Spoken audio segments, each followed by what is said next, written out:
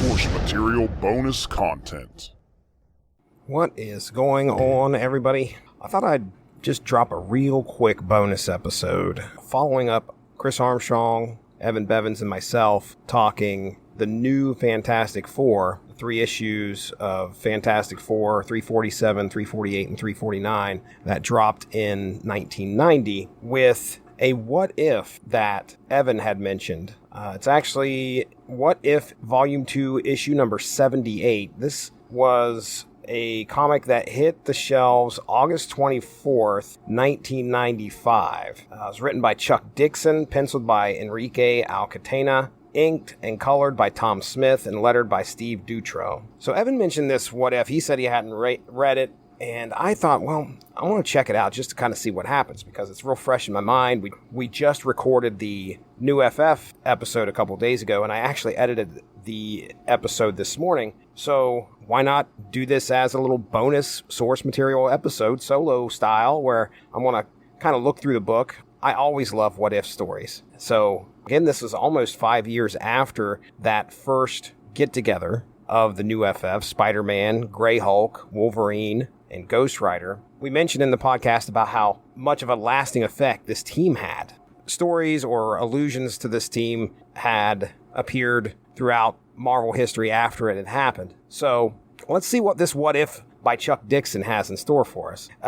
Let's talk about the cover of this What If. And man, I like Simon Beasley. Simon Beasley, known for Judge Dredd, British comic book artist, and I mean, my goodness, some of his art is just fantastic. It's great. Yes, he was on Body Count, which Body Count was the Teenage Mutant Ninja Turtles comic, Raphael and Casey Jones team, which I think is mentioned in The Last Ronin. Yeah, Teenage Mutant Ninja Turtles Body Count with Kevin Eastman, 4-issue miniseries published by Image Comics back in 1996. I still want to read that. I've seen pictures of it. It looked awesome. Anyway, Simon Beasley, you can tell just his art has this great, unique, almost gritty style to it. Known for his work on Judge Dredd magazine, 2000 AD. I remember seeing him in Batman Judge Dredd, Judgment on Gotham, which was Ronnie Adams and myself talked that book a long time ago. I have to jump in the archives at some point.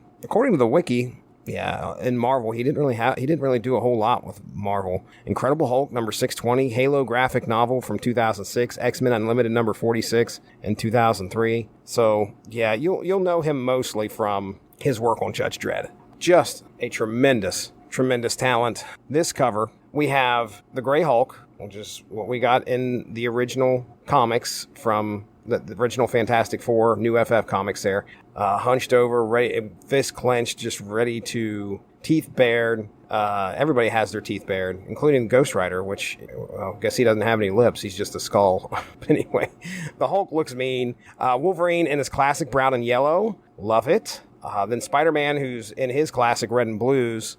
It's neat seeing Simon's take on that. And then Ghost Rider, I mean, wow. He looks evil in this. Just evil. Has his hand outstretched. His hand is actually has sharpened claws at the end of it. It looks scary. The Hulk yelling, you know what time it is. And it's even got down here at the bottom, the world's rowdiest comic magazine. We mentioned that on the other podcast about how they'd always put that stuff at the bottom of the 3 issues, well, at the bottom of the Fantastic Four comics. So the world's rowdiest comic magazine. So we open this up and it's Hulk, Wolverine, Spider-Man, and a lot of other superheroes from around the Marvel Universe paying their respects to the Fantastic Four. It's this huge monument. I don't know where they're at here, but it says it was the saddest day anyone could remember. And there is a priest up on the front stage delivering the eulogy for Reed Richards, Susan Richards, Johnny Storm, Benjamin Grimm, Sharon Ventura. The world will never see their like again. So they're dead. The title of this story is Four Against the Darkness. And we have Spider-Man, Hulk, and Wolverine talking about how the events of the new FF 340, basically the end of Fantastic Four 349, when they're facing off with the Mole Man and the Skrull Delilah, that she used. I'll just read to you what Hulk says here. He says, we fought monsters and Skrulls and those skeevy mole guys by the bushelful. We defused a bomb that could have killed us all, but then that Skrull chippy aims that dingus at the four. When Delilah has this disruptor, it's called a synapse disruptor, by the way, she has to touch people with it, and when she does, it basically knocks them out. She tries it on Reed at one point. Apparently, she doesn't hit him long enough to actually knock him out, but he loses, ability to control his body. He becomes this big, bunch of stringy reed, I guess you'd say. She can't believe that he's still awake, and then she jumps up on top of him, hits him again. So again, everything is pointing to this weapon being something that you have to touch somebody with and in order to knock them out. Now, at the very end of these 3 issues, at the end of the story, in 249, she has the synapse disruptor in her hand. Reed ends up swiping it off of her somehow without her knowing. And when she is facing off with Sue, she gets ready and she says, I'll read it here, "Wishful thinking, Mrs. Richards, but for the moment, none of you can move." Now that, I think, is her saying she's using her telepathic powers to restrain them. And your husband is about to become a widower. Now, at one point, she says earlier that she was going to use influence Reed to kill his wife. So she was going to use him to kill his wife. But I think she's cut that plan short now. And she says, "I'll see to it that he doesn't even remember you in his dreams. My disruptor will rearrange your," and then she takes her hand and points it at them like she's going to use it towards them. So this whole first issue where she's got to touch them with it, I assume she must not have had to do that. And now it acts like it's some kind of a weapon that she could point and use, which again, everything leading up to this made it seem like it was a weapon that just knocked people out too. It wasn't something you could just point and use and do something to. It sounds like she's about to say she's going to rearrange their molecules or do something. But she says, "What? Nothing's happening. Why isn't it? It's gone." And that's when she realizes the disruptor is gone. So anyway, that's the end of Delilah at that point. Well, after Ghost Rider gets a hold of her. But my point being is that back into the What If, Hulk is telling the story of this final battle where Delilah has the disruptor, and he says, then that Skrull chippy aims that dingus at the four. So she apparently used disruptor like she was going to do in the end of Fantastic Four number 349, unleashes its power, and then the next panel, Hulk says Richards was a second too slow, and that's all she wrote. And then in the next panel, it's just this massive explosion that leaves, oh yeah, it does say that thing scrambled their molecules, couldn't even have an open casket ceremony. So the Fantastic Four at that point are all dead. They are killed. So we're starting off this What If 78. The original Fantastic Four have been killed. All right, let's see what happens. So after the ceremony, Ghost Rider shows up, who hasn't been there, and says, hey, in his frightening way, that these 4 heroes must remain together to fill the void that the Fantastic Four have left. Spider-Man agrees, and they move into Four Freedoms Plaza. Now, the narrator of this story, well, here as we go forward a little bit, is Mary Jane, Peter Parker's, I think it's his wife at this point, I believe. Anyways, Spider-Man's toiling away, Peter Parker's toiling away, trying to work on basically doing the bills, trying to figure out how to keep Four Freedoms Plaza afloat. He mentions that Reed had a lot of debts, so he's trying to figure out how to keep this afloat. And he is the leader of the Fantastic Four at this point. But anyway, Mary Jane shows up, and she is dressed in a Fantastic Four outfit. She's got the blue classic what Invisible Woman would have been wearing, what Sue Richards would have been wearing at the time that this story was going on. Blue and white, 4 on the chest. She's not a member of the Fantastic Four. What she's doing is she's just kind of dressing up to show off for Peter, pretty much. But yeah, we find out that there's a bunch of debts that Reed left, so they're going to rent out floors of the plaza to other people. And our next shot is Wolverine and Hulk picking up a bunch of this technology that Reed had developed and moving it to a higher floor to try and clear out some space for other residents that are going to be coming in and renting these floors. And it looks like this next page is how, as a team, they were able to come together and fight off a bunch of the villains. The boys had their work cut out for them. New challenges, new dangers, new bad guys. But they hung tough and they came up aces every time. There's a shot here of the Fantastic Four kind of in action on a video screen, and Doctor Doom is watching.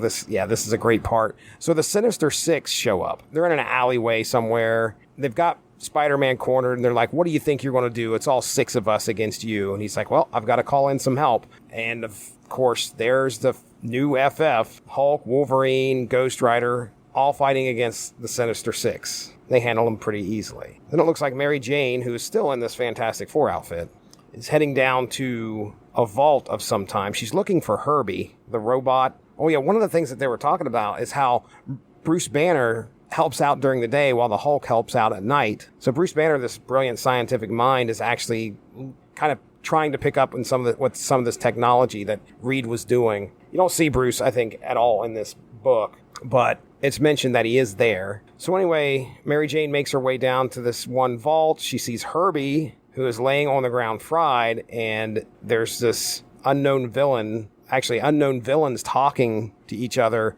when she shows up, and they hit her and knock her out. They're trying to figure out if they should kill her or what they should do, but they're looking for the Fantastic Four. They're trying to find him. And the Fantastic Four, you want to know what important business they're doing? They're upstairs in a conference room trying to figure out bills. And it's funny because Hulk points that out. He's like, we're supposed to be world beaters, and we're sitting over here doing paperwork. But they've got to figure out how to keep the plaza afloat. Peter mentions how the Fantastic Four succeeded where other groups failed because they sweated the details. They were a family. And Grey Hulk gets in his face and says, you mean to tell me? Let me get this straight. Richards and them kept guys like Galactus and Doom in line because they were like a super-powered Waltons? Well, okay. Looks like things take a turn here. And they hear an explosion within the building. And it is the Abomination and Lady Deathstrike who have shown up to attack the Hulk and Wolverine, and of course the rest of the team. But it's interesting because they've decided to switch mortal enemies. So Lady Deathstrike is taking on the Hulk while Wolverine is being attacked by the Abomination. Here's a funny little interaction. The Abomination has Wolverine in his hands. He says, look at this shrimp. And Wolverine slashes him in the face and says, at least I don't look like 2 tons of guacamole. So Danny Ketch, who's not the Ghost Rider at this point in time, is running off to try and get transformed, goes into the next room, and he runs into that pair of villains that we were talking about earlier, which looks like, I believe, I don't even think these guys are named in here, but it's definitely a massive Skrull of some type. So I'm assuming it's the Super Skrull. You know what? Let's see if this is on Marvel Fandom. Yeah, this will help out a lot. Our featured characters we already talked about: Ghost Rider, Spider-Man, Wolverine, Hulk. Supporting characters are Herbie. Antagonists, Pybok the Power Skrull. Okay, let me double check that. Yep, Pybok the Power Skrull. Don't know much about that guy. And Davos the Devastator. Yeah, that's the other guy. So let me just describe what Pybok looks like. He looks like, okay, imagine the Hulk, but a Skrull. Big, muscly bound dude wearing a big vest with spikes on the shoulders. I've never heard of a Power Skrull. I thought of a Super Skrull, but this is a Power Skrull. Superhuman strength, speed, stamina, durability, agility, flight, metallic transformation, ice generation, bioelectric projection, hypnotic gaze. Interesting. And Davos, let me describe Davos here. Okay, Mr. Freeze from DC, Batman villain, but a robot looking, maybe Dr. Doomish looking face. Silver, blue, uniform. Now, the only thing they have listed here for powers, it says he was stated to have a planetary threat level by the Nova Corps. First appeared Fantastic Four number 359, December of 1991. Pybok, what's his first appearance? Oh, okay. Right beside each other. So that was 359. Pybok first appeared Fantastic Four number 358, November of 1991. Well, that's interesting. So it's kind of, I assume, following the lineage. There's got to be a story here. Well, there you go. There's our answer. Pybok and Davos. Those are our villains, the 2 mystery villains that show up. So they show up, they confront Danny as he walks through the door, and they hit him with some kind of power blast. He lands on the ground and then becomes Ghost Rider. Meanwhile, it looks like Lady Deathstrike, the Abomination, are fighting off the rest of the Fantastic Four. Abomination punches Hulk through the building and he falls. How many floors did he fall? He goes out of the building and he falls to the ground, and they are way up there too. Hits the ground and then comes out of there. Ow, that hurt. oh wow. So the Grey Hulk then is wants to get back up to the top and face off with the threat. So he proceeds to climb the building. Davos and Pybok have no idea what's in store. They're about to walk through the same door that Danny Ketch just got punched through, and he comes out blazing on his bike. Justice will be served. Swinging his chain, and he unleashes some hellfire on Pybok and Davos. So Pybok and Davos fight back. They hit Ghost Rider so hard he goes flying through another room, this time into the room where Spider-Man and Wolverine are trying to hold off Lady Deathstrike and the Abomination. And Pybok and Davos walk through and they're like, oh, we got some other people that are going after these guys. Well, let's not stop anything. It says, let the festivities continue. Spider-Man gets upset and he sees Mary Jane, who they have had captured this whole time and dragging her around. As soon as he sees that, he is enraged and he goes right after Pybok. Davos hits Wolverine with a blast. Looks like it's kind of electrocuting him or doing something. It doesn't look good. He's covered in a bunch of white, flaring electricity. Oh, and Spider-Man and Wolverine are down, but the Hulk has returned only to be punched again out of the building. This time, I don't know who hit him, but he got hit hard, and they think that they hit him hard enough to kill him. Well, Mary Jane cradling Spider-Man, yelling at the villains, you're murderers, and they're about to close in and finish things off, and then all of a sudden, they are just incinerated. Okay, so Doom shows up, and he says, no one may destroy the Fantastic Four, any Fantastic Four, no one may claim victory over my enemies, no one save me. And yeah, he's incinerated the four villains. They're not there anymore. Pete's talking to Wolverine, and he says, that figures we weren't much of a club.